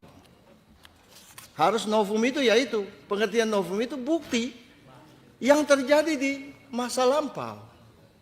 Yang pada saat itu kalau ada, maka bisa terjadi. Belum diuji. Kemudian mengenai peninjauan kembali kami setuju. Karena begini, upaya hukum itu kan ada dua. Upaya hukum pertama, yaitu sampai kasasi. Itu upaya hukum biasa. Sedangkan upaya hukum PK itu luar biasa. Upaya hukum pertama itu, prinsip yang kita pakai adalah kepastian hukum. Ya kan? Kepastian hukum. Sampai kasasi tidak ada lagi upaya. Sedangkan upaya hukum kedua, itu upaya luar biasa. Maka sepakat ini bahwa yang berhak melakukan upaya hukum itu hanya terpidana saja dan ahli waris. Ya, tujuannya beda, demi keadilan bukan kepastian hukum. Lalu kemudian sekarang timbul, kalau negara kemudian mendapatkan bukti baru gimana? Nah ini, negara dengan segala alat kelengkapannya udah diberikan kewenangan yang sangat besar. Merampas nyawa orang pun boleh. Kalau kemudian negara tidak dapat membuktikan itu, selesai. Pasti. Orang jangan dihukum untuk kedua kali. Ya. Kalau Utrecht mengatakan krah van gewisde sah. Ya, kalau kita bilang inkrah van gewisde. Nah, Utrecht bilang begitu. Nah, ini mengenai itu. Kira-kira demikian pendapat saya. Ketua, terima kasih. Oke. Jadi rekan-rekan, di DPR ini kadang-kadang kita udah capek bikin undang-undang, dengan gampangnya dipatahkan oleh Mahkamah Konstitusi. Ada senjatanya Mahkamah Konstitusi itu meaningful participation. The right to be heard, hak untuk didengar. The right to be considered, dipertimbangkan. The right to be explained. Nah ini yang barusan dipraktekkan oleh Pak Sudesantandra. Ya. Jadi nanti ini bisa ini Pak, jangan patah hati juga Pak kalau disampaikan begitu oleh Pak Chandra. Ini bagian dari dialog kita untuk memenuhi ketiga unsur tersebut. Ya, tiga ini jangan sampai kita udah capek-capek berbulan-bulan RDPO dengan gampangnya pula oleh 9 orang itu dipatahkan lagi. Oh ini nggak memenuhi meaningful participation karena keinginan mereka tidak terakomodir dalam undang-undang ini. Ya, padahal kalau dibilang partisipasi putusan MK itu sama sekali nggak melibatkan partisipasi siapapun kecuali 9 orang itu. Ya nggak? Pendapat saya ini, silakan saja. Itu yang betul. Ada lagi Pak Bimantoro? Silakan. Kalau udah cukup, ya mungkin itu closing statement Pak dari Pak Ketua LPSK dan Pradi. Senior-senior juga kalau mau closing statement sedikit silakan. Terima kasih pimpinan. Pada closing statement ini kami memberikan pernyataan sebagai pertama bahwa terdapat urgensi adanya pengaturan fungsi perlindungan dalam RUU KUHP. Dan LPSK, Wakil Ketua LPSK yang kami tunjuk dan atau TA siap untuk bergabung dalam rangka perumusan peraturan perundang-undangan. Oke, sorry tadi lupa teman-teman Pradi tadi nanti minta 1 orang Pak menjadi semacam LO ke sini Pak. Tapi jangan yang senior aja, yang di belakang-belakang itu salah satu. Jadi masukin usul-usulan teknis, nanti berkoordinasi dengan di belakang. Ya 1 orang ya Pak ya. Oke Pak Ahmadi, terima kasih. Siap, Pak, kita sudah kita ya, bicarakan. rekan Pradi silakan. Baik, bagi kami Pradi luar biasa dapat menyampaikan sejumlah pemikiran kita yang sudah sangat lama kita ingin sampaikan, dan harapannya agar menjelang KUHP berlaku nanti tahun depan, KUHP ini dapat bisa selesai dan dapat bisa seiring dengan kepentingan-kepentingan yang ada di KUHP. Selebihnya barangkali nanti kami akan menunjuk orang 1 atau 2 untuk dapat berkoordinasi dengan tim DPR yang ada di belakang sesuai permintaan Pak Ketua tadi. Closing sistemnya itu sekali lagi terima kasih. Selamat pagi. Bang Reva Assalamualaikum. tambahan, Bang Reva. Pak Reva, Jadi, silakan. Pak Bang Hermansa. Ini senior-senior hadir semua ini. Kita ya silakan Pak. Silakan. Izin Ketua yang sangat saya hormati, yang sangat saya banggakan, anggota Komisi 3. Saya singkat aja, Pak Ketua Komisi, menambahkan yang tadi. Kalau kita lihat KUHP yang lama, Undang-Undang Nomor 8 Tahun 81, itu kita kenal dengan prinsip minimum pembuktian, Pasal 183. Nah, ini maaf, di dalam RUU ini saya tidak melihat ketentuan itu dimasukin. Manakala minimum pembuktian ini tidak kita atur, artinya kita memberikan kebebasan ke hakim sebebas-bebasnya. Dan ini tentu saja akan merugikan terdakwa dan akan menyulitkan kami penasihat hukum untuk melakukan pembelaan. Karena pada tataran manakah, pada kondisi manakah sehingga suatu dakwaan itu dianggap terbukti dikaitkan dengan alat bukti yang ada. Jadi kami sangat mohon kepada bapak-bapak yang sangat terhormat pada Komisi 3 ini, kalau memang ingin melakukan penguatan kepada keadilan dan kepada hak-hak terdakwa dalam melakukan pembelaan, mohon supaya substansi pasal 183 yang sekarang ada pada Undang-Undang Nomor 8 Tahun 81 tetap diadopsi, dimasukkan di dalam KUHP yang akan kita susun kemudian. Terima kasih Ketua. Terima kasih ya rekan-rekan ya. Bisa di Tolong, bagus ini. catat. Ya, terakhir terima kasih kembali kepada rekan-rekan LPSK dan Pradi. Ya, semoga semakin maksimal. Kepada rekan-rekan media kami informasikan bahwa RDPU khusus di masa reses ini kami perlu gelar ya karena begitu besarnya atensi masyarakat untuk menyampaikan aspirasinya. Jadi walaupun reses ini teman-teman dari berbagai daerah hadir ya tidak menyalahi ketentuan juga karena kami sudah meminta izin kepada pimpinan DPR. Nah, rencananya hari Rabu dan Kamis juga akan ada terus RDPU ini ya. Dan apabila ada masyarakat yang ingin menyampaikan aspirasinya kami terus terbuka ya sampai dengan nanti pembahasan. Karena telah selesainya pembahasan tadi maka selesailah sudah Kenapa? PSK belum, Pak. Udah tadi Pak, udah Pak. Sudah Pak. Siap, sudah Pak. Sudah Pak. Ya. Ya. Selesai sudah acara kita hari ini. Terima kasih. Saya tutup. Billahi taufiq wal hidayah. Wassalamualaikum warahmatullahi wabarakatuh.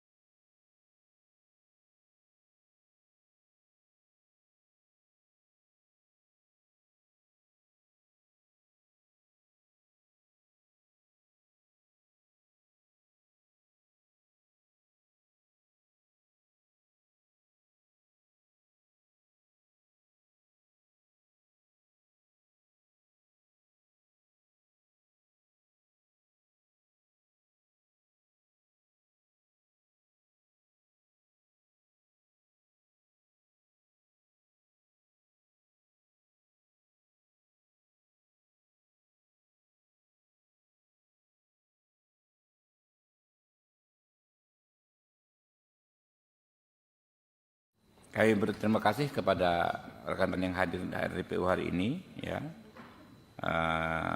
Perkenankan pimpinan menyampaikan agenda rapat hari ini yaitu pertama mendengarkan masukan terhadap RUU hukum acara pidana, Kitab Undang-Undang Hukum Acara Pidana, pertama dari LPSK lalu dari Pradi, ya.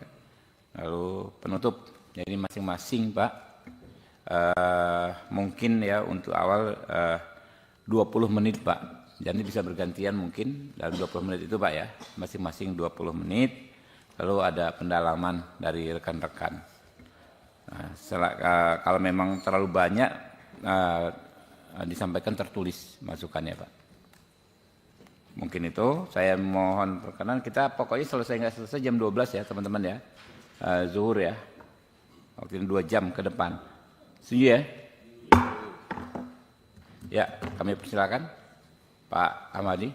Lama nggak ketemu nih Pak. Siap. Terima kasih. Assalamualaikum warahmatullahi wabarakatuh.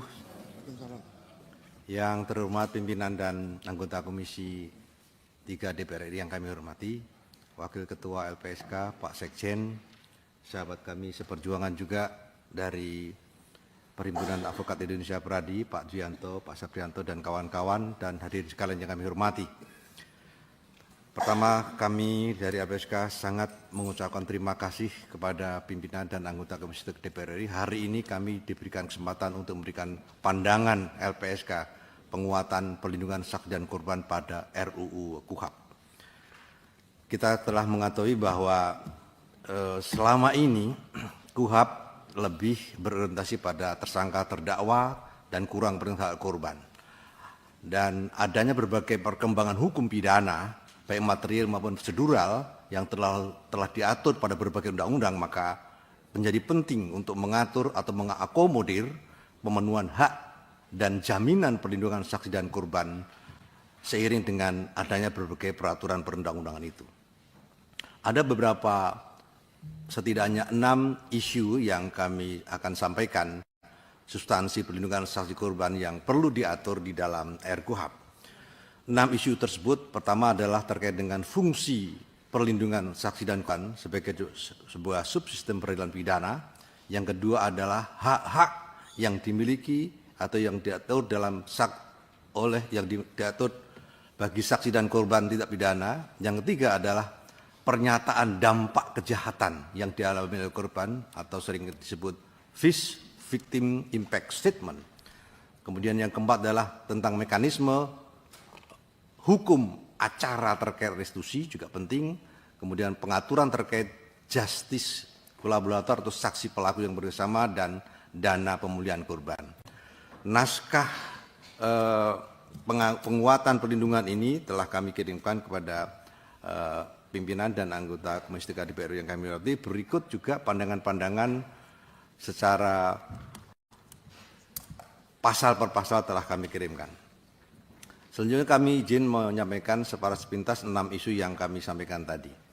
Pertama, terkait dengan fungsi perlindungan saksi dan korban dalam sistem peradilan, bahwa tentu KUHP mendatang perlu diatur atau menyatakan bahwa adanya subsistem perlindungan fungsi perlindungan saksi korban itu yang diatur di dalam KUHP, dan ada pasal lembaga yang memiliki kewenangan, tugas, fungsi untuk memberikan perlindungan terhadap saksi dan korban. Ini juga penting, oleh karena itu, dan pada RKUHP yang kami cermati juga telah sejalan dengan peran lembaga yang melaksanakan perlindungan pemenuhan hak saksi dan korban yang telah dirumuskan dalam antara lain beberapa pasal di dalam RKUHP tersebut, di antaranya pasal 65 dan atau norma-norma pada pasal yang lain. Bagaimana fungsi perlindungan saksi dan korban yang dalam subsistem peradilan pidana itu, hal ini perlu dan mencermati RKUHP yang ada, maka kami memberikan pandangan perlu adanya beberapa perubahan atau penambahan norma. Misalnya pasal 55 terkait dengan perlu adanya perubahan antara lain yang semula berbunyi tata cara pemberian perlindungan dilaksanakan sesuai ketentuan perundang-undangan, kami usulkan menjadi tata cara pemberian perlindungan dilaksanakan sesuai ketentuan undang-undangan tentang perlindungan saksi dan korban. Kemudian juga ada usulan penambahan pada ayat 1, terutama di ayat 6, itu adalah perlindungan sebagaimana dimaksud dalam pasal 55 juga dapat diberikan kepada ahli, saksi pelaku, serta orang yang dapat memberikan keterangan yang berhubungan suatu perkara pidana, dan seterusnya. Ini pertimbangannya atau argumentasi kami bahwa Undang-Undang Perlindungan Saksi Korban juga merupakan itu undang-undang yang lex specialis yang mengatur khusus tentang perlindungan saksi dan korban. Sehingga undang-undang ini perlu menjadi payung hukum dalam pelaksanaan perlindungan saksi dan korban. Dan selain itu, argumen lain juga penambahan itu penting, terdapat subjek hukum lain yang juga memiliki hak untuk mendapatkan perlindungan tersebut, yang tadi kami sebutkan termasuk ahli, saksi pelaku, dan sebagainya, yang juga itu telah diatur di dalam norma pada pasal 5 ayat 3 Undang-Undang 31 2014. Lalu hak yang dimiliki oleh saksi dan korban tindak pidana, intinya bahwa LPSK juga pertama kami sampaikan mengapresiasi bahwa RKUHP juga telah memuat ketentuan mengenai hak saksi dan korban. Namun kami mencermati beberapa hal bahwa semua hak-hak yang ada dalam Undang-Undang Perlindungan Saksi dan Korban itu belum diadopsi atau belum diatur ke dalam RKUHP ini. Oleh karena itu, masukan kami adalah norma terkait hak saksi dan korban dalam RKUHP yang ada perlu dilengkapi dengan penambahan-penambahan hak saksi korban yang belum diatur dalam KUHP tersebut. Selanjutnya, bagaimana masukan kami terhadap norma hak saksi dan korban untuk diatur dalam KUHP itu? Pertama, misalnya dalam pasal 135 tentang hak saksi dan 136 tentang hak korban. Kami usulkan untuk ditambah pada hak saksi setidaknya ada 8 huruf F, G, H, N, P, Q, R, S. N itu mendapat informasi, perkembangan perlindungan, putusan pengadilan, kemudian dalam hal dibebaskan, dan seterusnya. Norma-norma ini juga kami mengadopsi dari Undang-Undang 31 2014 tentang diatur hak saksi. Kemudian tentang pasal 136 itu kami usulkan tambahan 1 huruf W. Dalam 136 itu ada huruf A sampai dengan V tentang hak korban. Namun pada kesempatan ini kami menyampaikan masukan untuk ditambahkan huruf W, yaitu menyampaikan pernyataan dalam proses peradilan terkait dengan dampak penderitaan korban akibat peristiwa pidana yang dialaminya. Ini menjadi penting karena seiring dengan bagaimana adanya ketentuan kekuasaan hakiman yang yang mengatakan bahwa hakim juga wajib menggali, mengikuti, memahami nilai hukuman dan rasa keadilan. Dan keterangan saksi yang ada selama ini dalam proses peradilan itu bukankah lebih cenderung kepada keterangan untuk kepentingan proses pembuktian, sehingga penting adanya diatur tentang norma tersebut di KUHP yang memuat tentang hak-hak untuk menyampaikan pendapat yang dialami oleh korban terkait dengan peristiwa pidana. Lalu bagaimana dengan pernyataan dampak kejahatan tersebut? Itu menjadi sebuah penting, intinya bahwa dari materi berkenaan dengan pernyataan dampak korban atau FIS, salah satu hak korban untuk berpartisipasi dalam proses persidangan merupakan salah satu bentuk pelindungan dan pemenuhan hak yang mendasar. Hak mendasar korban kejahatan yang diberikan dalam sistem peradilan pidana. Oleh karena itu, rekomendasi kami bahwa RKUHP hendaknya mengakomodasi hak korban untuk berpartisipasi secara aktif dalam proses peradilan melalui pernyataan dampak kejahatan sebagai bentuk partisipasinya. Ada tiga bagian pokok pernyataan yang perlu diatur di situ, antara lain adalah dampak korban terkait dengan deskripsi. Yang pertama adalah kondisi fisik akibat oleh kejahatan, kedua adalah kondisi psikis, emosional, dan kondisi kerugian finansial yang diakibatkan. Kemudian masukkan norma terkait dengan FIS dalam konteks pasal, maka kami mengusulkan perlu adanya tambahan pasal tersebut. Barangkali bisa diatur pada bab antara bab 13 dan 14 perlu disebutkan satu bab tentang penyampaian dampak kejahatan yang dialami oleh korban, atau dalam pasal-pasal lain yang intinya perlu mengatur tentang tersebut. Usulan rumusan dampak kejahatan juga telah kami usulkan ada 5 ayat. Ada 4 ayat. Yang pertama adalah dampak kejahatan itu dialami, dibuat dalam bentuk surat pernyataan tertulis. Kemudian pernyataan itu pernyataan sebagaimana itu memuat penderitaan korban sebagai akibat peristiwa pidana, dan penderitaan korban sebagai memuat paling sedikit kondisi fisik, psikologis, kerugian ekonomi, dan kondisi lainnya yang diakibatkan tindak pidana, serta dampak kejahatan yang dialami para korban. Itu adalah pokok-pokok terkait dengan pentingnya bagaimana pengaturan dampak kejahatan yang dialami oleh korban. Kemudian bagaimana mekanisme hukum acara terkait restitusi. Pada isu yang keempat ini juga penting kami kemukakan pada kesempatan ini bahwa pertama, restitusi itu berdasarkan pasal 66 KUHP Undang-Undang Nomor 1 Tahun 2003 merupakan satu bentuk tindak pidana tambahan, sehingga KUHP perlu mengatur hukum acara pengajuan atau permohonan restitusi hingga eksekusi putusan pengadilan. KUHP juga telah mengatur eksekusi restitusi dalam hal terpidana pelaku tidak menjalankan putusan restitusi secara mutandis disamakan dengan eksekusi pada denda. Ini juga telah diatur dalam KUHP. Namun yang kita cermati bahwa permasalahan yang dihadapi dalam pelaksanaan restitusi adalah banyak ditemukan pembayaran restitusi yang sulit dibayarkan oleh pelaku, sehingga hak-hak korban menjadi tidak terbayarkan. Sebab itu maka masukan kami adalah bahwa RKUHP diharapkan dapat memberikan arah jangkauan yang jelas terkait dengan permohonan dan pemenuhan hak restitusi bagi korban. Korban tindak pidana dapat mengajukan restitusi ke pengadilan secara langsung maupun melalui LPSK.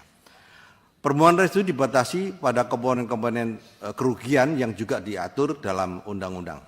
Dan pada kesempatan ini juga perlu mempertimbangkan pengaturan dalam RKUHP dengan mengadopsi beberapa ketentuan baik itu di Undang-Undang TPKS serta hukum acara peraturan lainnya yang telah diatur termasuk Perma, dan perlu mengatur ketentuan bahwa dalam hal pelaku tidak mampu membayar restitusi, maka restitusi tersebut dapat dikonversi dalam bentuk program layanan pemulihan bagi korban tindak pidana.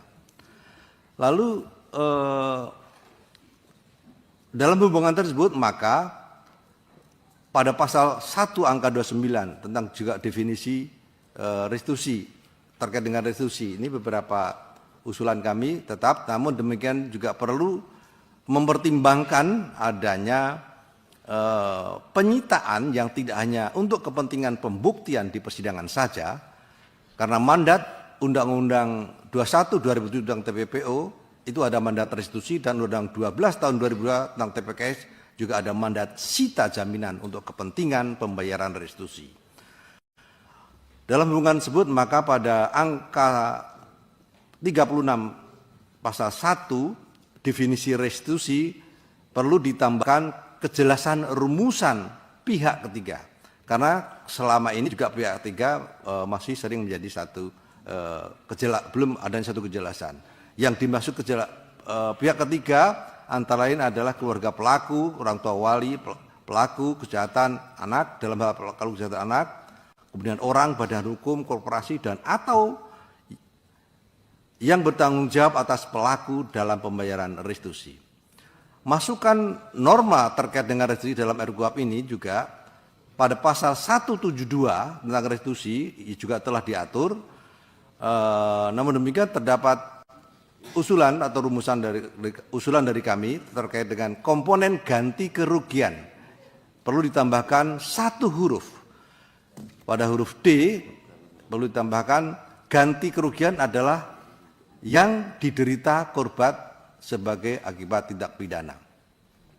Karena tidak semua komponen ganti kerugian dapat dilihat dari sudut pandang penderitaan yang diderita langsung oleh korban, namun juga ada komponen-komponen lain yang sering ditemukan dalam keputusan keperluan penggantian atau pemberian restitusi yang perlu dibayar oleh pelaku. Kemudian juga pada pasal 173 itu terkait dengan pemberitahuan kepada korban terkait restitusi, acara itu juga perlu diatur, sehingga perlu ditambahkan satu ayat, restitusi sebagaimana ayat 1 dapat diajukan kepada korban, kemudian keluarga dan ahli waris kepada pengadilan. Kejelasan hukum acara restitusi ini penting untuk memberikan kejelasan bagi korban untuk memperoleh hak restitusi. Dan dalam UU 31 2004 juga kami sampaikan LPSK juga memiliki kewenangan untuk melakukan penilaian ganti kerugian. Demikian juga ada pengaturan-pengaturan yang di dalam SEMA, dalam perma, mohon maaf. Kemudian masukan terkait restitusi selanjutnya adalah bahwa pada pasal 175 itu adalah mekanisme pemberian restitusi. Kami usulkan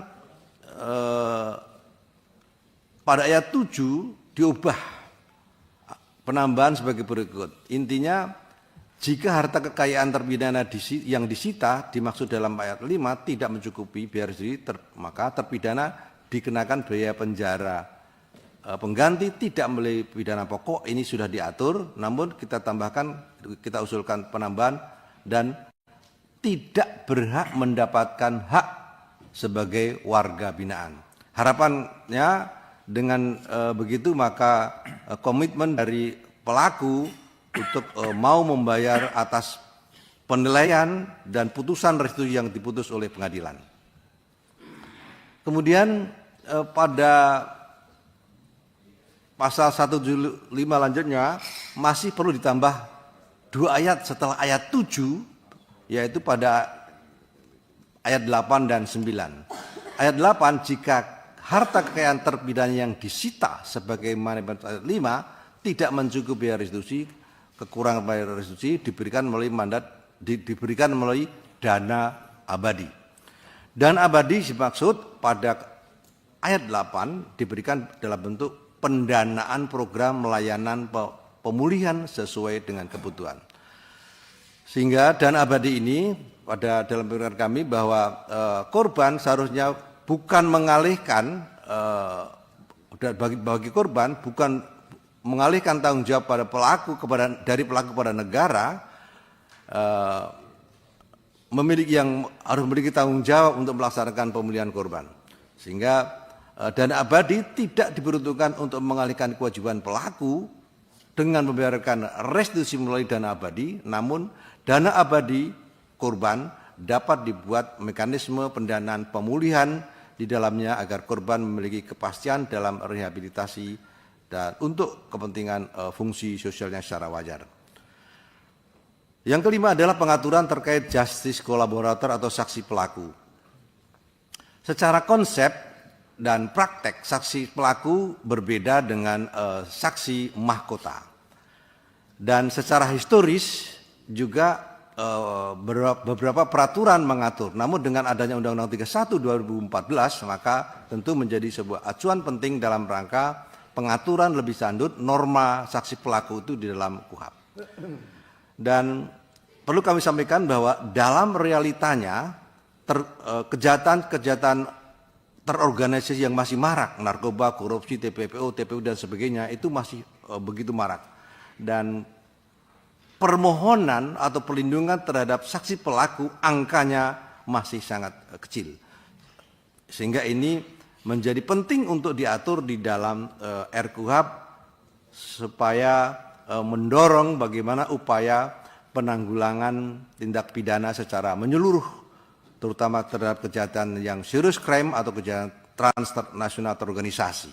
Rekomendasinya KUHP mendatang perlu mengatur tentang saksi pelaku dengan melihat regulasi yang sudah ada sebelumnya terkait saksi pelaku, dan dalam praktek norma serta praktek saksi pelaku ini memiliki peran yang sangat besar dalam rangka mengungkap sebuah tindak pidana secara menyeluruh. Pengaturan yang existing di dalam RKUHP itu juga sudah diatur tentang saksi mahkota. Namun tentu ini beda dengan saksi pelaku yang bekerja sama ini. Masukan norma terkait dengan saksi pelaku ini yang pertama, pada pasal 1 angka 38 itu juga telah diatur pengaduan. Namun pada kesempatan ini kami juga dari LPSK bahwa terdapat penggunaan nomenklatur laporan.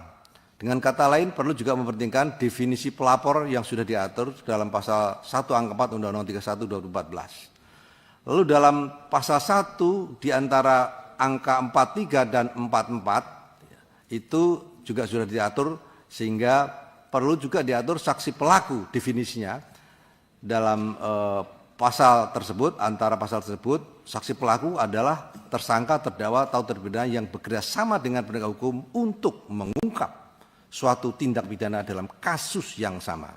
Beberapa kasus selama ini banyak yang kita lindungi, dan itu menjadi sebuah catatan penting bagi perkembangan peradilan pidana untuk mengungkap tindak pidana secara menyeluruh melalui antara peran saksi pelaku yang bekerja sama.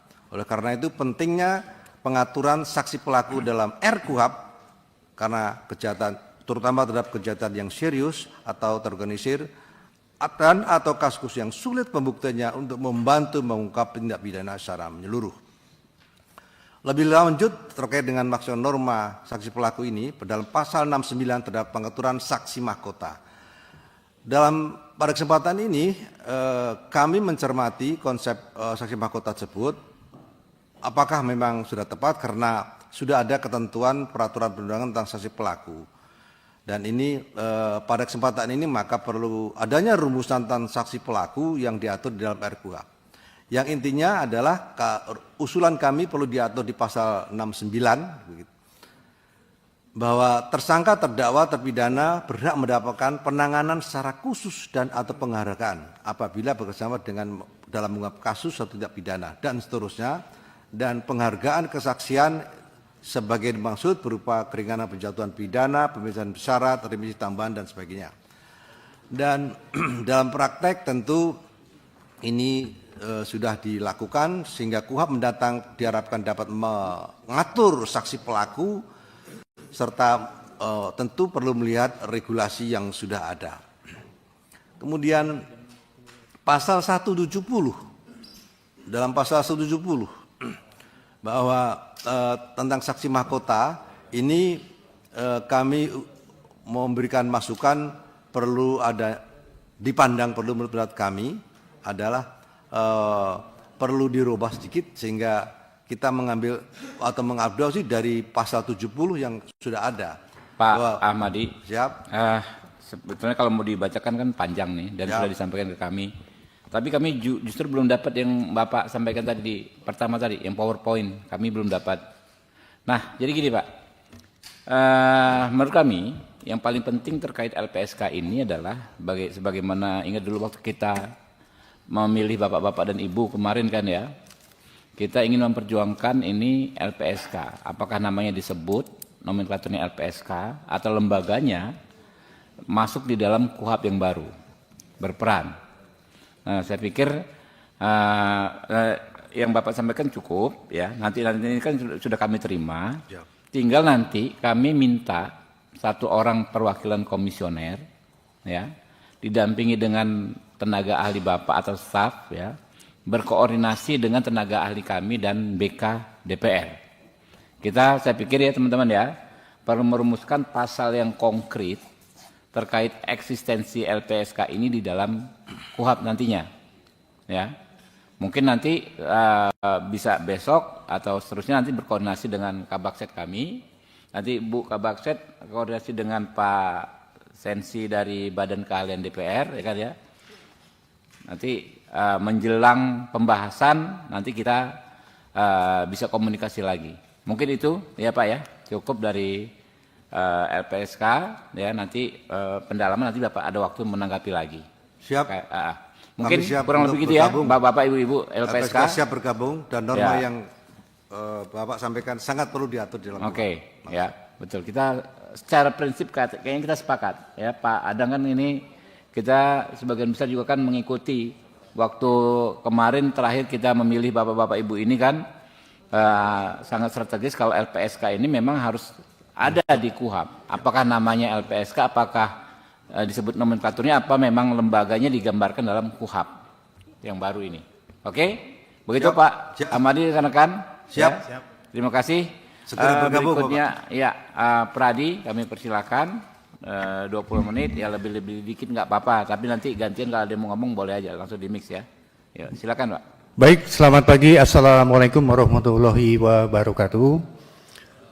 Ketua Komisi, pimpinan, serta seluruh anggota komisi yang kami hormati, pertama kali kami mau ucapkan terima kasih Pak Ketua, karena permohonan kami telah dikabulkan untuk dapat dengar pendapat dengan Komisi 3. Di waktu 20 menit saya mau juga sempatkan sedikit untuk menyampaikan teman-teman yang hadir di sini, dan juga permohonan maaf dari Ketua Umum kami, Profesor Dr. Otto Hasibuan, tidak bisa hadir karena sedang bertugas di luar kota.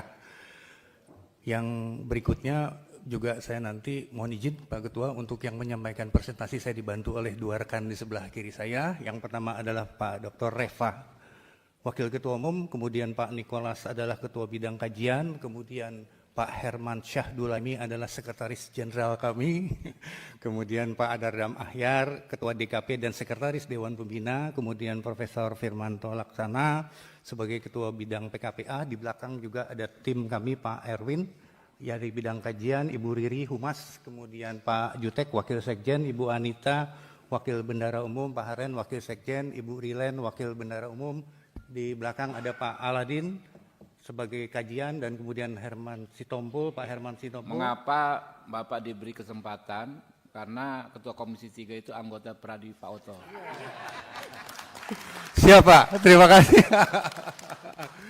Dan berikutnya adalah Pak Ibu Fitri yang hadir semua di sini. Salam kami dari Pradi, dan ada Pak Sodesot yang juga pengurus Pradi. Selamat berjumpa lagi Pak. Demikian yang saya sampaikan sebagai pembuka, dan selanjutnya untuk mempersingkat waktu saya minta bantuan Pak Reva untuk menyampaikan presentasinya tidak lebih dari 20 menit. Masih. Ya, Assalamualaikum warahmatullahi wabarakatuh. Selamat siang, salam sejahtera untuk kita semua. Saya langsung saja karena kita punya waktu terbatas 20 menit. Tapi sebelum saya menyampaikan paparan ini, saya ingin sampaikan dulu kepada Bapak Pimpinan Komisi 3 bahwa beberapa hari yang lalu kami sudah memasukkan secara tertulis masukan dari DPN Pradi sebanyak 195 masukan. Dan itu terdiri dari 169 halaman. Itu sudah diterima oleh DPR RI. Dan kami di dalam memberikan masukan ini, selain mempelajari juga KUHP yang masih berlaku, juga mempelajari masukan-masukan dari DPR RI sebagai inisiatif perubahan KUHP ini. Dan menurut pendapat kami, dari apa yang disampaikan oleh DPR RI, hampir mayoritas kami sepakat. Dan hanya ada beberapa penambahan dan pengurangan yang kami sesuaikan dengan kebutuhan praktek kami sebagai advokat berdasarkan KUHP. Nah, ini yang akan kami sampaikan pada siang hari ini, yang akan kami paparkan itu hanya sekitar 18 poin yang kami anggap penting dan menarik untuk kita bicarakan dalam rangka penyempurnaan rancangan KUHP yang saat ini sedang dibahas. Yang pertama,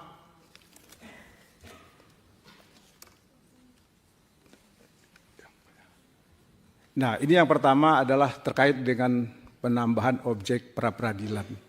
Kalau di dalam KUHP sekarang yang sedang berlaku, itu kewenangan dari pengadilan negeri dalam rangka memeriksa pra-peradilan itu hanya sebatas sah atau tidaknya penangkapan penahanan atau upaya paksa, kemudian penghentian penyidikan dan penghentian penuntutan.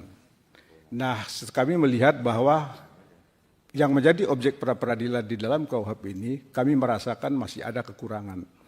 Karena selama ini yang berkaitan dengan penyelidikan itu tidak menjadi objek pra-peradilan. Padahal penyelidikan ini adalah pintu masuk. Ketika seseorang membuat laporan polisi, dia adalah pintu masuk apakah kemudian di penyelidikan ini bisa atau tidak dilanjutkan ke dalam penyidikan. Nah, masalah penyelidikan ini hanya diatur di dalam Peraturan Kapolri nomor 6 tahun 2019. Bahwa kalau hasil penyelidikan tidak ditemukan adanya tindak pidana, maka ini akan dihentikan. Dan apa ada pihak keberatan terhadap penghentian itu, maka akan dilakukan gelar perkara. Nah, kini kami melihat apa yang ada di dalam Peraturan Kapolri ini terkesan hanya sepihak. Ketika kita membuat laporan polisi misalnya terhadap suatu tindak pidana, lalu dihentikan, itu kewenangan polisi sepenuhnya. Ya, tanpa kita kadang-kadang nggak diberitahu, kadang-kadang juga kita ada diberitahu. Dan ketika kita mengajukan keberatan, itu hanya cukup di gelar perkara tanpa juga melibatkan kita. Nah, oleh karena itu kami menginginkan yang berkaitan dengan penyelidikan ini tidak hanya menjadi ranah Polri sendiri, tapi juga menjadi urusan kita semua. Oleh karena itu, penghentian penyelidikan harus ditarik ke dalam KUHP. Sehingga ketika penyelidikan dihentikan, maka pihak yang merasa dirugikan bisa menguji melalui pra-peradilan apakah penyelidikan yang dilakukan ini sudah sesuai atau belum dengan ketentuan hukum yang berlaku. Ini yang berkaitan dengan objek pra-peradilan. Nah, karena objek pra-peradilan ada penambahan, maka kami juga mengusulkan agar terjadi juga penambahan pengertian yang dimaksud dengan pra-peradilan. Di antaranya adalah adanya penghentian penyelidikan yang dilakukan oleh pihak kepolisian. Kemudian selanjutnya, terkait dengan hak saksi. Banyak hak saksi yang diberikan di dalam KUHP dan juga sesuai dengan usulan DPR.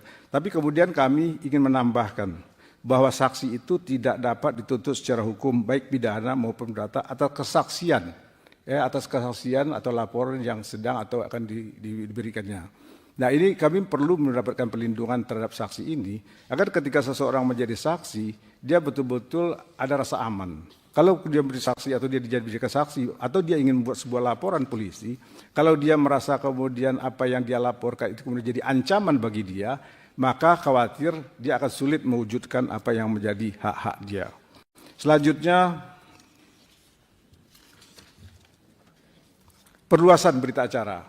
Ya, perluasan berita acara, karena kan di dalam penanganan sebuah perkara pidana, ketika saksi ataupun tersangka diperiksa kan pasti dibuatkan berita acaranya. Tapi kami masih melihat masih ada kekurangan di dalam berita acara yang dibuat. Yang pertama, penyidik wajib menyediakan penerjemah dan ahli untuk tersangka disabilitas. Dan selama ini perlindungan terhadap disabilitas ini kurang. Bisa dikatakan hampir-hampir tidak ada, sehingga ketika disabilitas juga membuat laporan, kemudian dia diperiksa dan sebagainya, dia diperlakukan sama dengan orang-orang yang dalam kondisi sehat walafiat.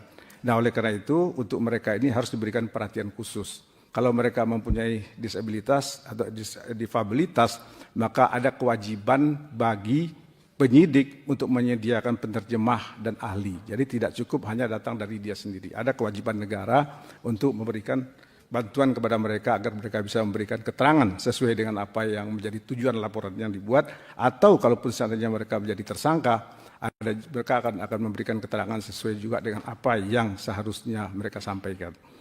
Kemudian yang kedua, penyidik wajib menerima alat bukti yang diserahkan oleh tersangka. Nah, ini dalam praktik lapangan yang kami lihat, ketika kita mendampingi seseorang tersangka, kemudian kita menyerahkan buktinya diterima, tapi bukti itu tidak pernah dijadikan satu kesatuan dengan berkas perkara.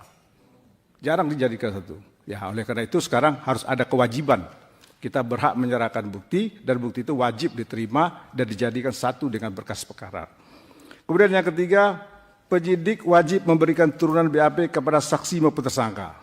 Kalau di dalam KUHP selama ini bukan kewajiban penyidik, bahwa tersangka hanya berhak meminta turunan berita acara. Nah, karena ini hak, kadang-kadang hampir rata-rata juga itu nggak ada kewajiban polisi merasa harus memberikan. Anda punya hak, kami juga bisa untuk tidak memberikan. Nah, sekarang kami usulkan ini menjadi kewajiban. Diminta atau tidak minta, ini harus diberikan. Yang keempat, BAP yang dibuat dalam tekanan batal demi hukum. Nah, ini kan banyak yang kita temukan, orang-orang yang memberikan keterangan, kemudian dibuat dalam sebuah berkas perkara dalam tekanan. Ya, ini harus tegas sekarang kita katakan, kalau itu dibuat dalam tekanan dan kita bisa membuktikan itu dalam tekanan, maka BAP itu harus batal. Kemudian jangka waktu penyidikan. Ya, selama ini kita melihat penyidikan yang dilakukan oleh penyidik itu nggak ada batas waktunya. Bahkan ada perkara yang sampai sekian tahun, tidak ada kelanjutannya. Perkara jam maju juga tidak, diberhentikan juga tidak. Nah, sekarang kita harus memberikan batasan bahwa jangka waktu penyidikan itu tidak lebih dari 2 tahun, kecuali barangkali tersangkanya melarikan diri dan sebagainya, sehingga memerlukan pencarian dan sebagainya, sehingga perlu itu jangka waktu yang agak lebih lama. Tapi kalau tidak, maka jangka waktunya cukup 2 tahun. Kemudian syarat-syarat penahanan. Nah, ini juga kadang-kadang sesuatu yang secara psikologis nggak mengenakan bagi kami sebagai seorang advokat. Ketika kita mendampingi seorang tersangka di penyidikan, kadang-kadang tanpa kita sadari, atau mungkin juga kita sadari, di depan mata kita dilakukan penahanan. Jadi seolah-olah penahanan itu sebuah... Download Tribun X sekarang. Menghadirkan